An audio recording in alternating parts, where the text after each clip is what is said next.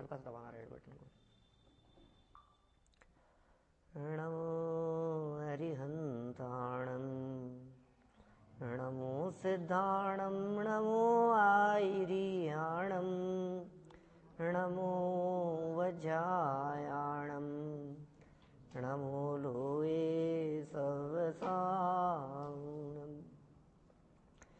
जिन स्वानुभूति से खिरी मम स्वानुभूति मधिगिरी श्री विमल धारा जैन श्रुत आनंद अमृत से भरी समता प्रवाह बहावती रागादि विकल्प तोरी के माँ सरस्वती प्रतिभाव वंदन दृष्टि निज में जोड़ी के दृष्टि निज में जोड़ी के।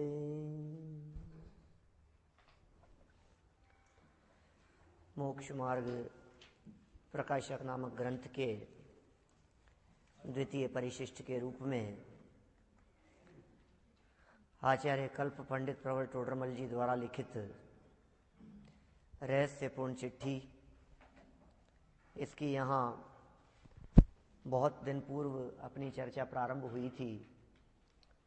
बीच में देवलाली का विशेष कार्यक्रम हुआ और फिर कुछ विधान और जम्बूद्वीप की चर्चा भी अपन लोगों ने की। आज पुनः अपनी उस पिछली चर्चा को आगे बढ़ाते हैं। रहस्य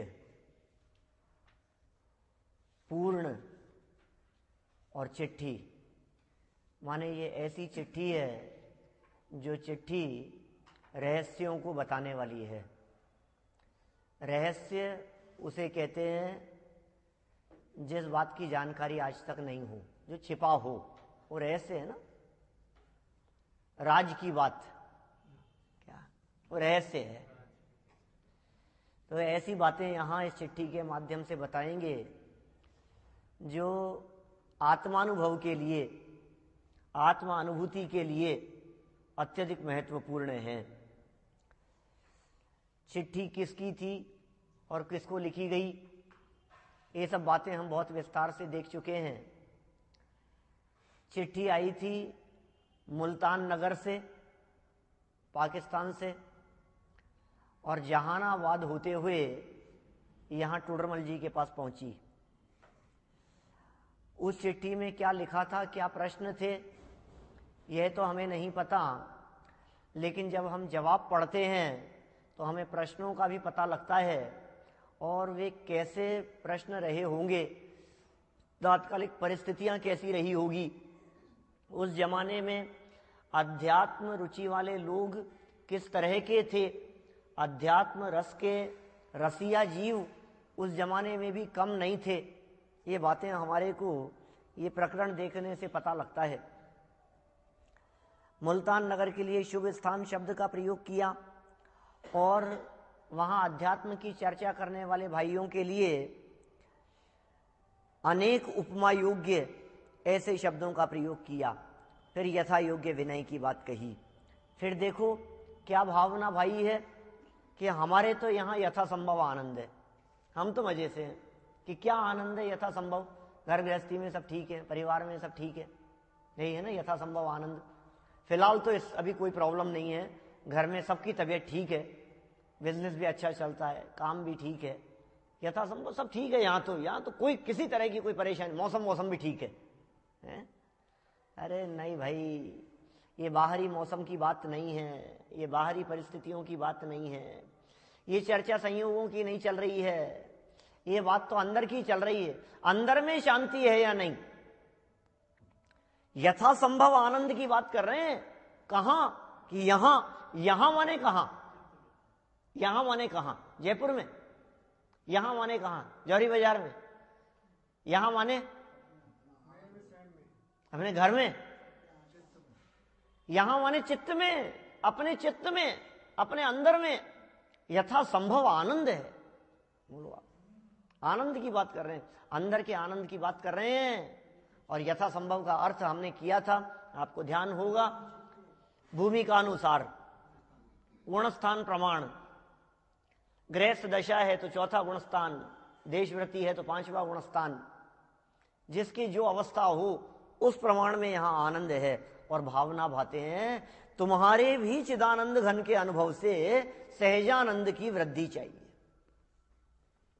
बहुत चर्चाएं हो गई थी इस पंक्ति के बारे में कि चिदानंद घन के अनुभव से आनंद की वृद्धि होगी, चिदानंद घन के लक्ष्य से आनंद की उत्पत्ति होती है। और चिदानंद घन माने अपना ज्ञायक भगवान आत्मा, त्रिकाली ध्रुव ज्ञायक भगवान आत्मा, उसके ही अवलंबन से, उसके ही आश्रय से उस आनंद की वृद्धि होती है।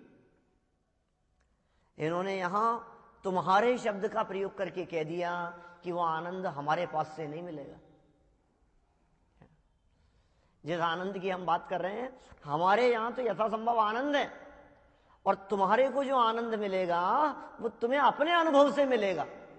सबका आनंद अपना अपना है भाई साहब, किसी का आनंद किसी दूसरे के अधीन नहीं है। यहां पराधीनता का काम नहीं है। ये जैन दर्शन ऐसी स्वाधीनता की चर्चा करता है कि हे जीव, तुझे सुखी होने के लिए किसी दूसरे की ओर देखने की जरूरत नहीं है।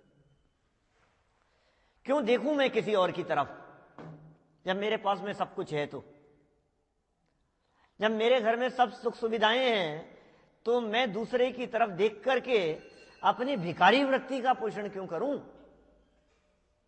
जिनकी दृष्टि दूसरों की तरफ होती है, ये सज्जन लोग नहीं होते। अपने घर के माल को छोड़कर जिनकी दृष्टि किसी दूसरे की तरफ हो, क्या वे सज्जन हो सकते? दूसरे का घर, दूसरे का पैसा, दूसरे की जेब, दूसरे के मोबाइल पर जिसकी दृष्टि है, आप समझ रहे हैं ना इसका मतलब क्या है? नियत खराब है। जिसकी दृष्टि किसी दूसरे के ऊपर है, सजा नियत की मिलती है, बस समझ लो आप। दृष्टि का दोष है सारा, निगाह का फर्क है। तो निगाह कहां होनी चाहिए कि अपने पर रखो ना, क्यों दूसरे पर रखते हो? क्या कमी है तुम्हारे पास में जो दूसरे की तरफ देखते हो? तुम्हारी दृष्टि दूसरे की जेब की तरफ गई क्यों, ये बताओ। क्यों तुम्हारी दृष्टि दूसरे की तरफ जाती है? तो कहा तुम्हारे अपने चिदानंद घन के अनुभव से सहज आनंद की वृद्धि चाहिए। खूब बातें कर ली थी पहले अपन ने। देखो फिर क्या कहा इन्होंने। भाई एक पत्र आया था हमारे पास में राम सिंह जी भवानीदास जी का, और उसके समाचार जहानाबाद से आए हैं, अन्य साधर्मियों ने लिखे हैं। सो भाई जी, ऐसे प्रश्न तुम सरीके ही लिखे, प्रश्न नहीं लिखा, प्रश्न के गीत गाए, जवाब नहीं दिया। अभी प्रश्न पूछने वाले की प्रशंसा की, ओ वेरी गुड, बहुत अच्छा प्रश्न किया, ऐसा बोलते हैं ना अपन कभी कभी। जब किसी का प्रश्न सुना और हमें प्रश्न बहुत अच्छा लगा तो हम तुरंत क्या कहते हैं? बहुत अच्छा, मजा आ गया, क्या प्रश्न किया है आपने, बहुत अच्छा प्रश्न। देखो औरों को भी दिखाते हैं, देखो क्या प्रश्न किया है, माने ये कितना गहराई से सोचता है, तब जाकर के ऐसे प्रश्न निकलते हैं। ऐसे ही टोडरमल जी कह रहे हैं, ये प्रश्न तुम सरीखे लिख सकते हैं। इस वर्तमान काल में अध्यात्म रस के रसिक बहुत थोड़े हैं। इस वर्तमान काल में माने 350 साल पहले। तो अभी इस वर्तमान काल में जब हम पढ़ रहे हैं, इसमें क्या पोजीशन है? बढ़ रहे हैं अभी तो बहुत, अध्यात्म रस के रसिक। अरे अध्यात्म रस के रसिक नहीं बढ़ रहे हैं भाई, क्या कुछ लोग हैं भी तो उस जमाने में भी कम नहीं थे। लाखों करोड़ों की तुलना में यदि थोड़ी बहुत अध्यात्म रस की चर्चा करने वाले लोग दिखते हैं तो इसका मतलब वो बहुत हो गए, ऐसा नहीं है। आप अपने आसपास में देखते हो तो कितने लोग बैठे हैं साहब, कितने लोग बैठे हैं, देखो देखो देखो आप कितने लोग बैठे हैं, तो ऐसा लगता है आपको कि बहुत है साहब चर्चा करने वाले।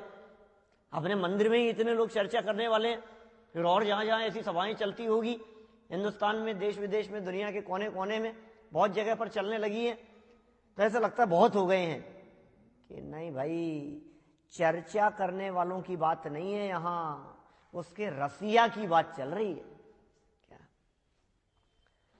कि साहब चर्चा करते हैं तो रसिक तो होंगे ही ना, कि नहीं शब्दों में चर्चा करना अलग बात है और अंदर में अध्यात्म रस को चख लेने के बाद में यदि बात हो वो विशेष बात होती है, कुछ वो बात ही कुछ अलग है।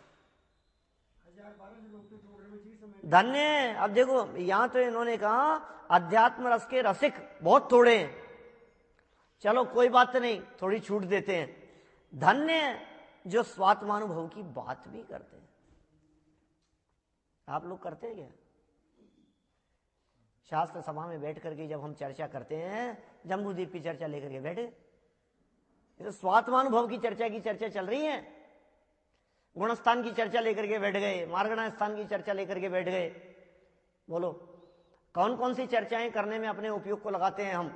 ठीक है, आत्मा का अनुभव कैसे हो, तुम्हारा ये प्रयोजन है या नहीं है? जिनवाणी सुनने के लिए क्यों आया ये बता, किस लिए आया है? ऐसा बहुत सीख लिया साहब, बहुत मजा आया साहब प्रवचन सुनने से, इतने दिन से मैं सुन रहा हूं, बहुत नॉलेज बढ़ रही है। ये बेवकूफ नॉलेज बढ़ाने के लिए प्रवचन सुन रहा है? ये आत्म कल्याण के लिए है, नॉलेज बढ़ाने के लिए नहीं है, ज्ञान बढ़ाने के लिए नहीं है, क्षयोपशम बढ़ाने के लिए नहीं है। क्षयोपशम बढ़ेगा अपनी योग्यता से बढ़ जाएगा, उसमें कुछ लेना देना नहीं है। क्षयोपशम ज्यादा नहीं चाहिए, आत्मा की अनुभूति चाहिए, अतीन्द्रिय आनंद का स्वाद चाहिए, संसार दशा का अभाव चाहिए, मिथ्यात्व और अनंतानुबंधी छूट जानी चाहिए, मोक्ष मार्ग में कदम बढ़ने चाहिए, सिद्धों जैसे अतीन्द्रिय आनंद का अनुभव होना चाहिए। ये है प्रयोजनभूत बात। ये मिला के नहीं मिला, बोले ये तो नहीं मिला, ये तो सोचा ही नहीं हमने, और फिर कह रहे रसिया हैं हम लोग। हर प्रवचन में ये बात आनी चाहिए अपने उपयोग में। जब प्रवचन सुनो, जब पढ़ो, स्वाध्याय करो, जब चर्चा करने के लिए बैठो, ये काम कैसे हुआ है, ये अनुभूति कैसे हो, ये दृष्टि का विषय कैसे बने, ये पर्याय में पुण्य पाप से पार जो त्रिकाली ध्रुव गया है भगवान आत्मा है, उसका रस और उसका अनुभव वो कैसे हो, ये जब चर्चा का विषय बनेगा तो टोडरमल जी सर्टिफिकेट दे रहे हैं, ये हमें भाग्यशाली दिखाई दे रहा है। धन्य धन्य है जे जीव नरभव पाई यह कारज किया। इस मनुष्य जन्म को प्राप्त करके जिन्होंने ये काम कर लिया है, हम कहते हैं धन्य है वो जीव, भाग्यशाली हैं वे जीव, पात्र हैं वे जीव, अल्पकाल में मुक्ति की प्राप्ति करेंगे, साधारण नहीं है। साहब आपने कह दिया धन्य धन्य, जबरदस्ती चढ़ा रहे हो हमारे को चने के झाड़ पे, क्या चढ़ा नहीं रहे हैं भाई साहब, हमें आपका भाग्य दिख रहा है। फ्यूचर देख करके बात करते हैं टोडरमल जी, भविष्यवेत्ता हैं, फ्यूचर जानते हैं। अल्पकाल में लोकालोक इनके ज्ञान में झलकेगा वो अलग मैटर है। अभी इन्होंने फ्यूचर देख करके बात की है। उन्होंने जो फ्यूचर लिखा है टोडरमल जी ने, वो फ्यूचर आज 350 साल बाद तक तो हमें दिख रहा है। बोलो जो बातें उन्होंने लिखी वो बात आज भी दिख रही है ना हमारे को, तो फ्यूचर संबंधी बातें हो गई ना। और हमारे बारे में क्या लिख रहे हैं ये? भाग्यशाली है, धन्य है। कि क्यों धन्य है? इसलिए धन्य है कि मुझे ये संसार से छूटता हुआ दिखाई दे रहा है।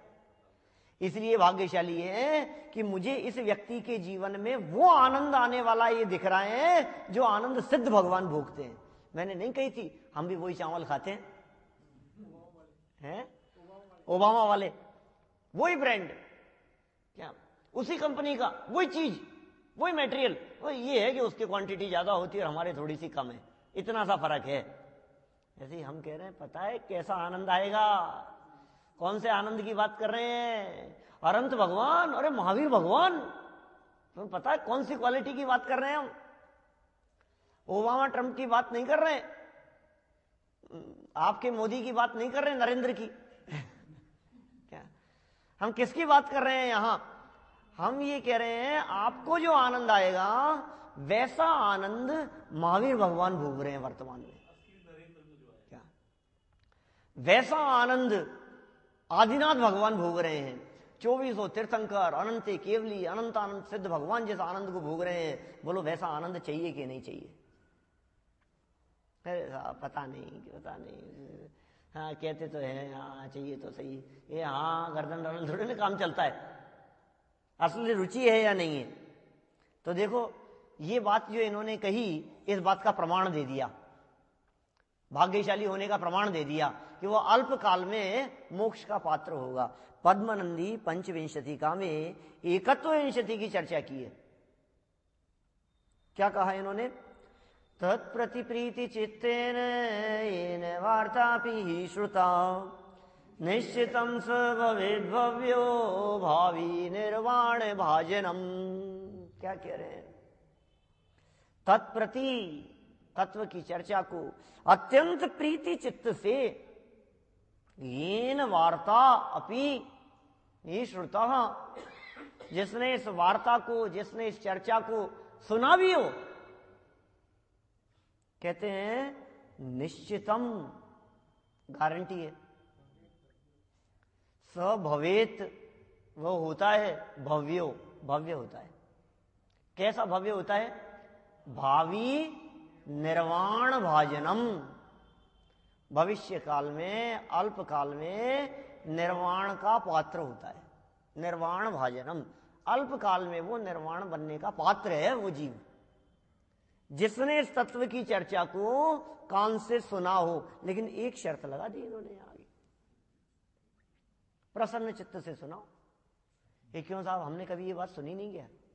कोई नई बात बताओ। तो खूब सुन ली है ऐसी बातें, तो कोई नई बात बताओ।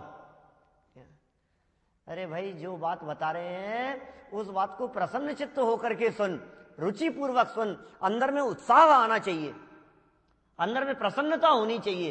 ये तो प्रवचन सभाओं में हमने ऐसे लोगों को देखा है, यहाँ तो नहीं दिखते हैं इस तरह के लोग, लेकिन हमने ऐसे ऐसे सभाओं में, बड़ी सभाओं में, बड़े बड़े लोगों की सभाओं में, जहां सामने बैठते हैं लोग, ऐसे ऐसे मुंह लटका करके बैठते हैं, ऐसे ऐसे सुनते रहते हैं।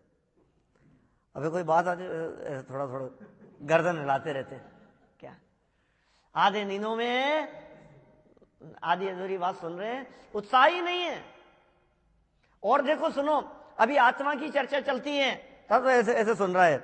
और हमने कहा भाई साहब सुनना, नाम लेकर के कहा किसी का, राकेश जी, महेश जी, सुरेश जी, किसी का नाम लिया हमने, हाँ हाँ साहब, ये क्या हुआ? कैसे अलर्ट हो गया? नाम लेते ही अलर्ट हो जाता है। और आत्मा की चर्चा चलती है तो चेहरा नीचे लटका रहता है। समझ में आ रहा है ना अंतर? इसका मतलब यह है कि तू अपने आप को आत्मा स्वीकार ही नहीं करता है, तो अपने आप को जीव मानता ही नहीं है, तो अपने आप को आत्मा ही नहीं मानता है। बोलो, जो जीव अपने आप को आत्मा मानता है, फिर आत्मा की चर्चा चले उसे आनंद नहीं आए, ऐसा कैसे होगा? उसकी बात को रुचि पूर्वक नहीं सुने, ऐसा कैसे होगा? भाई साहब, दीवार के बगल में भी, पीछे से भी यदि कहीं कोई अपना नाम लेकर के बात कर रहा हो तो कान खड़े हो जाते हैं। कुछ भी इधर उधर खटपट चल रही हो तो एक क्या क्या कोई बात चल रही है, मेरे बारे में कोई बात चल रही है, अपना नाम आते ही ये व्यक्ति अलर्ट हो जाता है। कितनी रुचि दिखती है वहां, इस नाम के प्रति कितनी रुचि दिखती है, जिस नाम में कोई दम नहीं है। एक नाम के अनगिनती लोग होते हुए दिखाई देते हैं। पिछले दिनों में हमने देखा है, एक दो दिन में भरत चक्रवर्ती नाम लिखने के लिए चला गया, 6 खंड का स्वामी होकर के चक्र रत्न की प्रकटता हो गई। 60,000 वर्ष में 6 खंड को जीत लिया, इतने राजा अधीन हो गए। और अपना नाम लिखने के लिए कहां गया सात्विक? वृषभाचल पर्वत पर, विजयार्ध के उत्तर में, मलेच्छ खंड में मौजूद वृषभाचल पर्वत के ऊपर 100 योजन की हाइट वाला वो पर्वत, वो शिला, नीचे से 100 योजन, बीच में 75 योजन, ऊपर 50 योजन, हाइट उसकी 100 योजन, ऐसा वो वृषभाचल नाम का पर्वत, वो शिला, वो इतनी बड़ी, उस पर नाम लिखने के लिए पहुंचा। फिर क्या हुआ? ये जगह ही नहीं थी इतनी बड़ी में, 100 योजन वाली में भी। फिर क्या किया होगा उसने? मिटा दिया एक नाम और खुद का लिख दिया। तो कोई आगे आने वाले उसका भी मिटाएंगे कि नहीं मिटाएंगे? ये नाम लिखे ही इसलिए जाते हैं कि आगे मिट जाएं, ये मिटने के लिए लिखते हैं। अब लिखवाना है कि नहीं अपना नाम? बोलो। अरे चक्रवर्तियों के नामों में कोई दम नहीं है। कौन किसका नाम देखता है? किसको किसकी परवाह है? किसको किससे मतलब है? ये बताओ। कोई नहीं देखता है। इतने तीर्थ क्षेत्रों पर जाते हैं, नाम लिखे रहते हैं। आप किस किस के नाम पढ़ते हो? पढ़ते हो आप वहां नाम कुछ? कोई किसी का नहीं पढ़ता है। हाँ, कदाचित कहीं कोई उन नामों की भीड़ में अपने बाप दादाओं का कहीं कोई नाम हो तो छोटे बच्चों को साथ में वहां ले जाकर के देख देख देख बेटा, यहाँ देख अपने बाबा का नाम लिखा है, देख यहाँ अपना नाम लिखा है। कोई साथ में जाएगा तो उसे ले जाकर के अपना नाम दिखाएगा। माने खुद के नाम को खुद ही देखता है, वही किसी दूसरे के नाम को नहीं देखता है, और देख देख करके राजी होता रहता है कुछ दम इस नाम में। एक नाम के अनेक लोग नहीं मिलते हैं इस दुनिया में, इस नाम के पीछे लगा है। और हम कह रहे हैं जो तेरा असली नाम है, जो तेरा असली स्वरूप है, जो तेरा मूल स्वरूप है, उसकी चर्चा चलती है तो तेरे को रुचि क्यों नहीं दिखती है, उत्साह क्यों नहीं आता है, प्रसन्नता क्यों नहीं होती है, चेहरा खिल क्यों नहीं जाता है। ओह, आत्मा की चर्चा माने मेरी चर्चा चल रही है, मेरी प्रशंसा हो रही है, मेरी गीत गाए जा रहे हैं, कोई और चर्चा नहीं है। ये ऐसे रस, ऐसी चर्चा, इतनी रुचि और उत्साह पूर्वक जिसने सुनी हो, रुचि पूर्वक सुनने की बात है, सुनी तो अनेक बार है। कर्णेंद्री के विषय बनाने को यहां सुनना नहीं कहते। कर्णेंद्री का विषय बन गया, इसको नहीं कहते कि आपने सुना है, सुनना कब कहलाएगा। कर्णेंद्री का विषय नहीं, बहुत बार बना है कर्णेंद्री का विषय।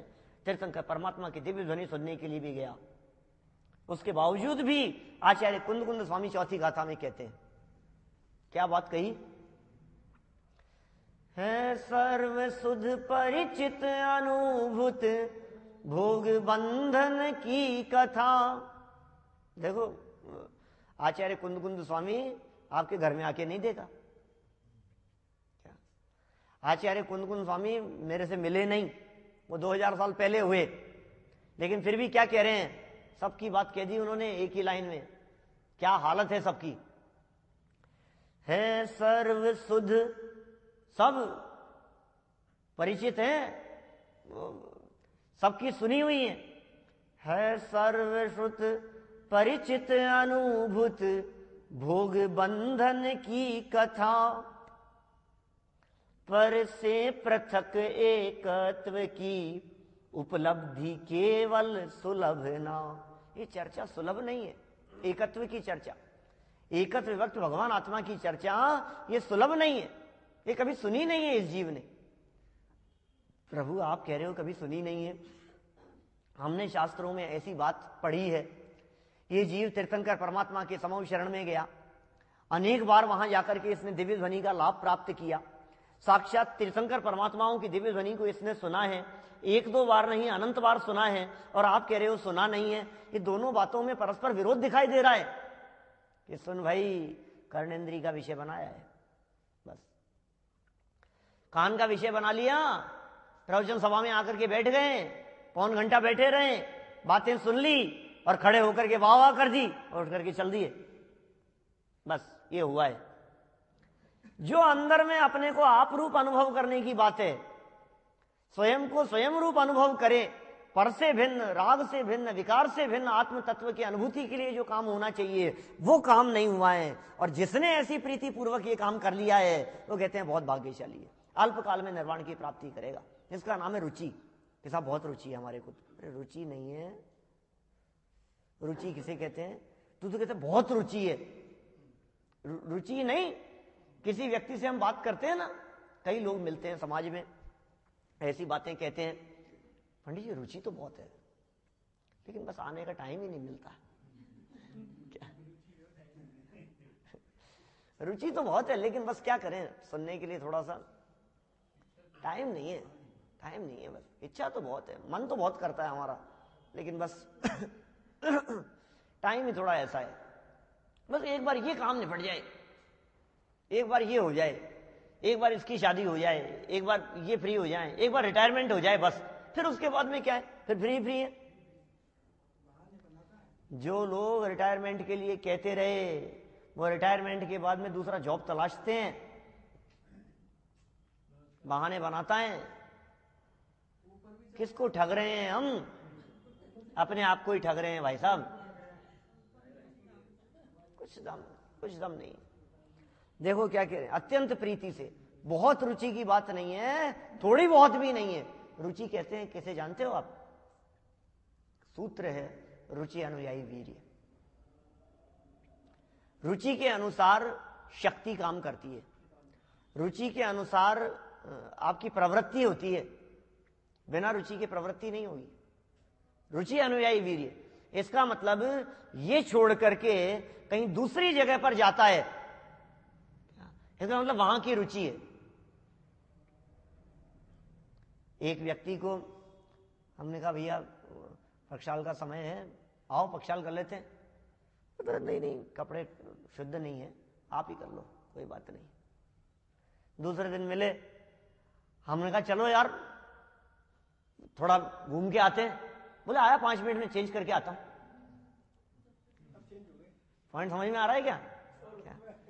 हमने कहा भगवान का प्रक्षाल करने की बात कही, हमने मंदिर आकर के तो क्या कहा, तब ये नहीं दिखता है कि 5 मिनट में चेंज करके आता हूं। और जब कहीं घूमने फिरने की बात आती है, इधर उधर की बात आती है, पार्टी में चलने की बात आती है, तो क्या कहता है, 5 मिनट में बस चेंज कर आऊं। पार्टी में जाने के लिए 5 मिनट में चेंज करने की बात हो गई, और भगवान के प्रक्षाल करने के लिए थोड़ा सा कौन चेंज करे, रहने दो आप कोई बात नहीं। अरे वाह, रुचि नहीं दिखती है तेरे वाक्यों में, तेरी प्रवृत्ति में, तेरी क्रिया में, सब जगह पर रुचि झलकती है। बिना रुचि के काम नहीं चलेगा। रुचि होनी चाहिए, सच्ची रुचि होनी चाहिए, और ऐसी रुचि होनी चाहिए जिसके आगे दूसरा नहीं। रुचि उसे कहते हैं ऐसी भूख लगे, जुगल जी बाबूजी कहते हैं ऐसी भूख लगे कि किवाड़ों को पापड़ समझ करके खा जाए। भूख लगी कहां है तुझे, ये नहीं खाऊंगा, वो नहीं खाऊंगा, ये मुझे पसंद नहीं है, ये बनाओ, वो बनेगा तो खाऊंगा, हटा लो, अभी नहीं। भूख कहां लगी है तुझे, नाटक करता है। ये सब्जी नहीं बनी, वो चटनी नहीं बनी, ये तो चाहिए, ये नमकीन चाहिए, वो मिठाई खाऊंगा, पहले ये लाओ। भूख जानता है किसे कहते हैं? भूख क्या होता है? भूख न देखे झूठा भात, झूठा सूखा भात, सूखी रोटी, भूख नहीं देखती। नींद न देखे टूटी खाट, क्या नींद आ रही हो, मैं तो यहां नहीं सोऊंगा, क्या तुझे नींद आ नहीं रही है? जब नींद आती है ना, फिर नहीं दिखता है, फिर तो जो भी जहां जैसा हो क्या वहीं पड़ जाता है, बैठे बैठे ही। नींद आनी चाहिए, ऐसी भूख लगनी चाहिए, ऐसी रुचि होनी चाहिए, ऐसे अंदर का उत्साह होना चाहिए। ये उत्साह किसी और के लिए नहीं है भाई साहब। बिजनेस में इतना उत्साह होता हुआ दिखाई देता है जिसका कोई ठिकाना नहीं है। व्यापार आदि क्रियाओं में, घर गृहस्थी के कार्यों में, परिवार में अत्यंत उत्साहित होकर के कार्य करता हुआ दिखाई देता है। क्या उसका शतांश भी तेरा उत्साह इसमें दिखता है? आत्मा की चर्चा चलने में जब हम आत्मा की बात करते हैं, हाँ समझ रहा हूं, हाँ समझ में आ रही, हाँ बोलो, हाँ बोलो, आप तो बोलो, चल रहा है, क्या दिख रहा है? अत्यंत प्रीतिपूर्वक, प्रीति चित्तेन, चित्त में अत्यंत प्रीतिपूर्वक इस बात को सुनने की बात कर रहे हैं। देखो अर्थ में भी यही लिखा है इन्होंने, जिस जीव ने प्रसन्न चित्त से इस चेतन स्वरूप आत्मा की बात भी सुनी है, बात भी सुनिए, लेकिन शर्त लगा दी प्रसन्न चित्त से सुनिए। मजबूरी में सुनने की बात नहीं है। देखो प्रसन्न चित्त से सुनना और सुनना, इन दोनों में फर्क बताता हूं। सुनना ये भाग्योदय से है क्या, और प्रसन्न चित्त से सुनना क्या, ये पुरुषार्थ से है। माने सुनना ये पास्ट को दिखा रहा है, और प्रसन्न चित्त से सुनना ये फ्यूचर को दिखा रहा है। क्या कहा? आप सुन रहे हैं, आपको सुनने को मिली है ये बात, ये पास्ट का काम है, पिछले पुण्य के उदय का काम है। पिछले जन्मों में, पिछले समय में जो कुछ पुण्य किए थे, जो सातिशय पुण्य का बंधन किया था, उसके कारण वर्तमान में ये संयोग मिले। संयोग तो मिल गए, आकर के बैठ गया, सुन रहा हूं, सुनने के लिए आकर के बैठ गया, कोई ले आया, जबरन ले आया। अनेक बार सुनने को मिल जाती है बातें कई जगहों पर। आजकल शाम को कर रहा हूं एक जगह और प्रवचन, 4 टाइम चलता है, तो वो वहां प्रसंगवश लोग सुनते। अपने यहां कई बार नहीं होता है, टीए की बैठक होती है, आ जाते हैं लोग, अपना प्रवचन चलता होता है और टीए की बैठक में सैकड़ों लोग आकर के बैठ जाते हैं, थोड़ी देर सुनते हैं तो सुनने को तो मिली क्या, लेकिन बहुत से लोग तो उसमें यही देखते रहते हैं, कब तक चलाएंगे यार, क्या घड़ी दिखती रहती है, टाइम दिखता रहता है, सुन भी रहा है, टाइम भी लग रहा है, तेरे को रुचि तो लगानी है और क्या करना है बोलो। आप यदि घड़ी देखते देखते सुनो क्या, तो भी सुनना तो उतना ही पड़ेगा जब तक सुनाऊंगा। अच्छा, अब बिना घड़ी देखते हुए सुनो क्या, तो पुण्य बांध लोगे। रुचि से सुनोगे तो विशेष पुण्य बांधोगे, और घड़ी देखते देखते सुनोगे तो पाप बांधोगे। अब आपके हाथ में टाइम तो उतना ही लगना है।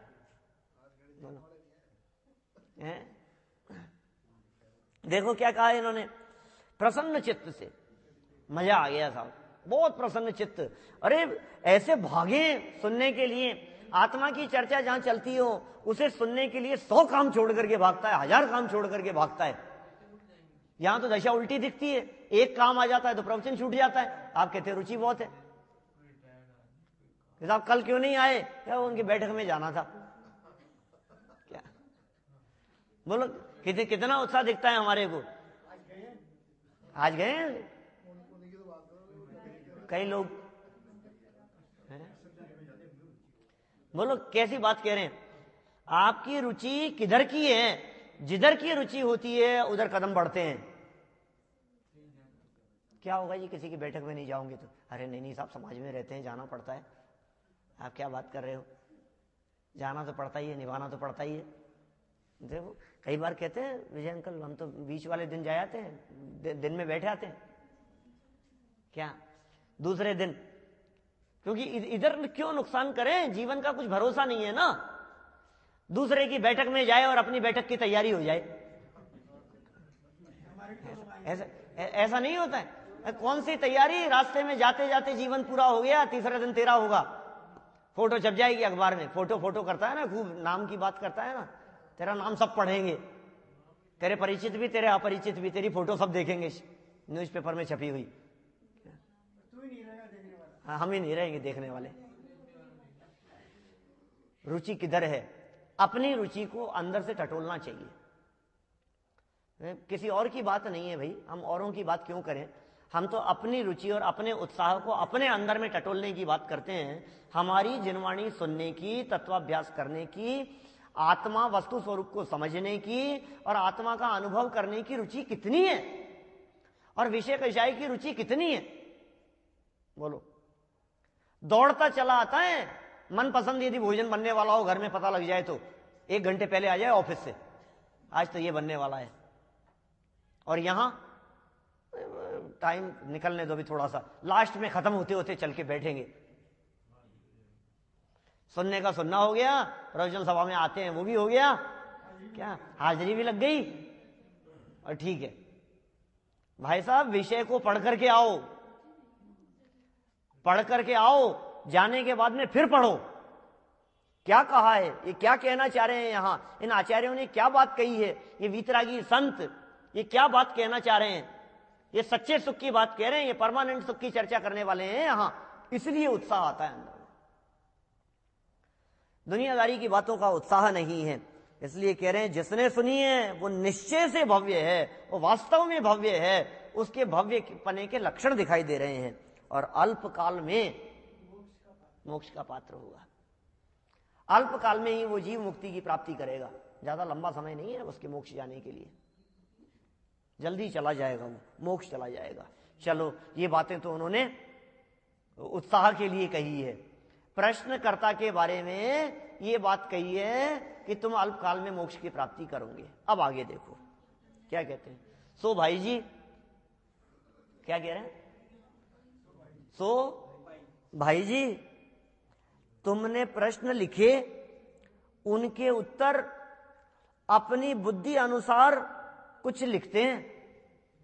देखो तुमने जो प्रश्न लिखे हैं उन प्रश्नों का जवाब मेरे अलावा कोई नहीं दे सकता, घमंड नहीं है क्या? विनम्रता है। अरे हम क्या अभिमान करें किसी के प्रश्नों का जवाब देने का? ये तो गणधर सरीखे, उनके सामने हमारी बुद्धि क्या है? कहां उनका विशेष ज्ञान, कहां आचार्यों का विशेष ज्ञान, कहां द्वादश अंग के पाठियों का ज्ञान, और कहां मैं अल्प श्रुतम श्रुतवताम परिहास धाम है, मानतुंगाचार्य कहते हैं। बोलो कहा मेरी बुद्धि बहुत तुच्छ है, क्षयोपशम ज्ञान है, छद्मस्त हूं, गृहस्थ हूं, सैनी पंचेंद्री हूं, थोड़ा बहुत अभ्यास करता हूं, कोशिश करता हूं आपके प्रश्न का जवाब देने का, अपनी बुद्धि अनुसार मैं जवाब देता हूं। कितने लघुता का प्रदर्शन देखो आप ज्ञानियों के एक एक वाक्य में उनका जीवन झलकता है। ज्ञानियों के मुख से निकला हुआ एक एक वाक्य मानो उनके जीवन को दिखा रहा है। अंदर में जो होता है वो बाहर निकलता है। अंदर में जो विनम्रता है, अंदर में जो सरलता है, वो विनम्रता और सरलता उनके शब्दों के माध्यम से प्रकट होती हुई दिखाई देती है, स्पष्ट झलकती है। अभिमान नहीं है, घमंड नहीं है, अपने आप को कुछ समझते नहीं है। क्या समझें, हमसे बड़े बड़े ज्ञानी बहुत हो गए।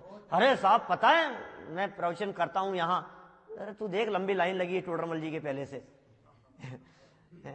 टोडरमल जी के मंदिर में प्रवचन करने वालों की ये लाइन लगी है, देख तू जरा, नाम पढ़ो तो पढ़ने में 15 मिनट लगे, तुम्हारे को इतने नाम हैं। तो कहता है मैं करता हूं, मैं करता हूं।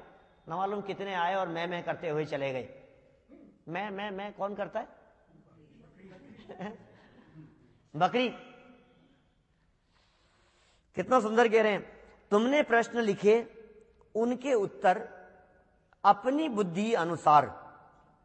कुछ इतना लिखने में आएगा, थोड़ा बहुत मैं लिखता हूं।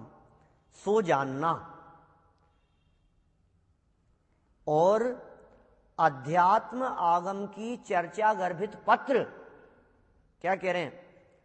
जिसमें अध्यात्म की चर्चा हो और आगम की चर्चा हो, इससे भरे हुए, इन चर्चाओं से भरे हुए पत्र तो शीघ्र दिया करें। क्या हालचाल पूछने के लिए नहीं।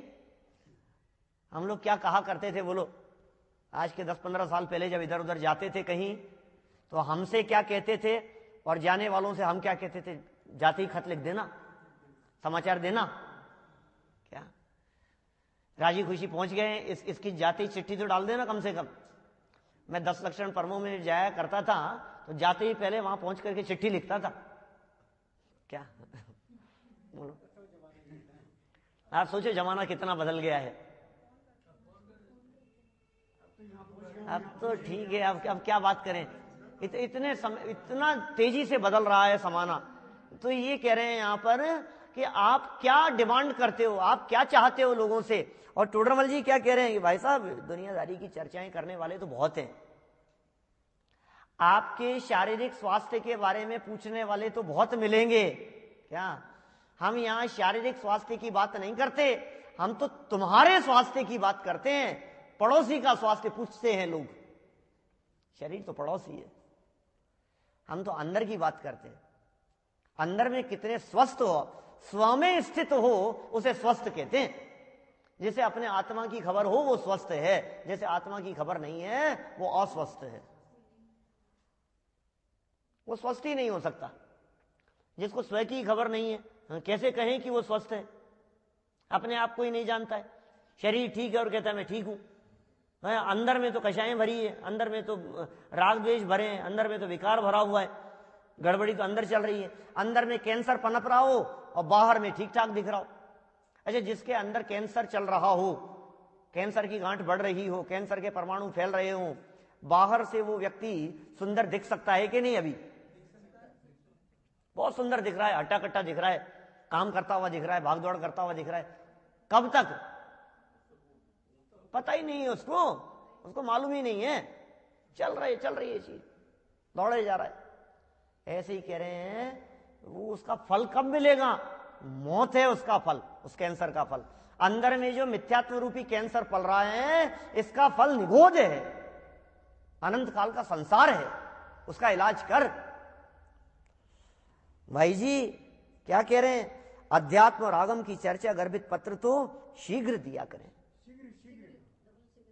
डबल शीघ्र है। आपकी पुस्तक में डबल डबल डबल बार लिखा है शीघ्र शीघ्र दिया करें, मेरे से एक भी लिखा है, कोई बात नहीं, जल्दी जल्दी दिया करें, हैं? ठीक है, शीघ्र में भी वही बात है। और देखो और क्या कह रहे हैं, मिलाप तो कभी होगा तब होगा। देखो चर्चा करने के लिए तो जल्दी जल्दी, और मिलाप ये अपने हाथ की बात नहीं। मिलना नहीं मिलना, मिल पाएंगे कि नहीं मिल पाएंगे, हो सकता है जीवन भर में कभी मिलना ना हो, ऐसा भी तो हो सकता है ना, क्योंकि वो जमाना हेलीकॉप्टर रॉकेट का जमाना नहीं था, बसों रेलगाड़ियों का जमाना नहीं था, ये उस जमाने की बात कर रहे हैं। उस जमाने में ट्रेन का आविष्कार भी नहीं हुआ है, उस जमाने की बात है। विक्रम संवत 1811 की बात कर रहे हैं, मतलब ईसवी सन की यदि अपन बात करें तो और पीछे चले जाओ, माने 1700 साढ़े 1700 के आसपास, जबकि रेलगाड़ियों का जो आविष्कार हुआ है वो 1800 कुछ में हुआ है। तो इसका मतलब ट्रेनें भी नहीं चलती थी, बसें नहीं चलती थी, उस जमाने की बात कर रहे हैं। तो मिलना होगा कि नहीं होगा। चिट्ठियां भी एक जगह से दूसरी जगह पर जाती थी तो डाकघर नहीं हुआ करते थे, व्यक्ति पहुंचाया करते थे। मिलना कैसे होगा, उदयाधीन है, अपने अधीन नहीं है। मिलना उदयाधीन है, होगा तब होगा, क्या पता होगा भी कि नहीं होगा। लेकिन आगे बात क्या कह दी है, स्वाद निरंतर स्वरूपानुभवन का अभ्यास रखोगे जी, क्या श्रीरस्तु, क्या कह दिया, मिलाप तो जब होगा तब होगा, कोई बात नहीं, हो तो ठीक, नहीं हो तो ठीक, जो होगा वो उदय के अधीन है। लेकिन भावना क्या भा रहे हैं, स्वात्मा के अनुभव का अभ्यास, बोले ये तो निरंतर रखना। चिट्ठी की निरंतरता की बात नहीं है, मिलने में तो निरंतरता हो ही नहीं सकती है। चिट्ठी लिखने की बात में भावना है, मिलने की बात में उदय की पराधीनता है, और निरंतर स्वात्मानुभवन के अभ्यास में रहने की जो बात है इसमें पुरुषार्थ है, ये स्वाधीनता है। कि साहब मिलोगे ना, कि देखो मिलने का योग होगा तो, मिलने का योग होगा तो मिलेंगे, कि अपने आप से मिलना, कि देखो योग होगा तो, अरे योग नहीं पुरुषार्थ कर, क्या इसमें योग नहीं चलता, इसमें पुरुषार्थ चलता है। आत्मा के अनुभव, उसके लिए भी निरंतर कह रहे हैं, ये काम तो निरंतर चलना चाहिए। चिट्ठी लिखने में भी पराधीनता है, आंखें काम करे, हाथ काम करे, क्या कागज हो, स्याही दवात हो, बोलो ग्रंथ पूरा नहीं कर पाए, तो लिखा है इन्होंने खुद नहीं, कागज मसी अक्षर आकार लिखिया अर्थ प्रकाशन हार, ये सब हम कौन लिखने वाले। ये सारे कार्य अपनी अपनी योग्यता से होते हैं, इसलिए पर में तेरी नहीं चलती है जीव, तेरी जहां चलती है वहां तू चलाने का प्रयास कर। निरंतर स्वरूपानुभव का अभ्यास रखना, बस ये काम निरंतर रखना, ये अभ्यास बराबर। ऐसी भावना भा रहे हैं, ऐसा आशीर्वाद दे रहे हैं, ये शुभ कामनाएं हैं, ऐसे पुरुषार्थ की प्रेरणा दे रहे हैं, ये काम मत छोड़ना। चिट्ठी लिखना छोड़ दो, कोई बात नहीं, अरे भोजन मिले चाहे नहीं मिले, व्यापार करना छोड़ दिया कोई बात नहीं, घर छोड़ दिया कोई बात नहीं, औरों को छोड़ दिया कोई बात नहीं। वो सीता कहती है कृतांत वक्र को, सेनापति को, जाकर के संदेश दे देना, मुझको छोड़ दिया कोई बात नहीं, क्या, लेकिन स्वरूप अनुभव का अभ्यास रखना। पता है क्या था, यही अर्थ है, यही बात कही है। मुझको छोड़ दिया है कोई बात नहीं, वो सीता को जब जंगल में छुड़वाया गया तो सेनापति के साथ में संदेश भिजवाया, कह देना उनसे, अपने स्वामी से, कि मुझे छोड़ दिया तो कोई बात नहीं, लेकिन जिस तरह से लोगों के कहने में आकर के मुझे छोड़ दिया है उस तरह से धर्म को मत छोड़ देना, धर्म को मत छोड़ देना। समझ में आई क्या कुछ बात, धर्म को मत छोड़ देना क्या है चक्कर, ये क्या चक्कर है, धर्म को मत छोड़ देना मतलब स्वरूपानुभव को, आत्मानुभव को, ये काम को मत, धर्म तो यही है ना, धर्म को मत छोड़ देना मतलब मंदिर, तीर्थयान, वंदना, पूजन प्रभावन आदि कार्य, आत्मा का अनुभव तो धर्म है, धर्म की शुरुआत यहां होती है, इसको मत छोड़ देना, ये कह रहे हैं। तो इसका निरंतर अभ्यास रखोगे जी, फिर देखो आप अब आगे चल करके जो प्रश्न उन्होंने किए हैं उन प्रश्नों का उत्तर इन्होंने यहां अपनी बुद्धि अनुसार लिखने की बात कही है। अब स्वानुभव दशा में प्रत्यक्ष परोक्षाधिक प्रश्नों के उत्तर स्वबुद्धि अनुसार लिखते हैं। क्या लिखा है, जो जवाब दिए हैं उनसे प्रश्नों का भी पता लगेगा और हमारे हृदय में भी कैसे प्रश्न उठने चाहिए, ये भी हमारे को उन मुल्तान के लोगों से प्रेरणा लेनी चाहिए कि ऐसे प्रश्न हमारे चित्त में उठने चाहिए और इस तरह का उनका समाधान होता है। जब प्रश्न और समाधान दोनों हमारे पास में होंगे तो निश्चित रूप से हम ये कह सकते हैं कि हमारा आत्मकल्याण भी होगा ही होगा। इस तरह से इन सभी विषयों को समझते हुए हम सभी आत्मकल्याण के मार्ग पर बढ़े, इसी भावना से बात को विराम देते हैं।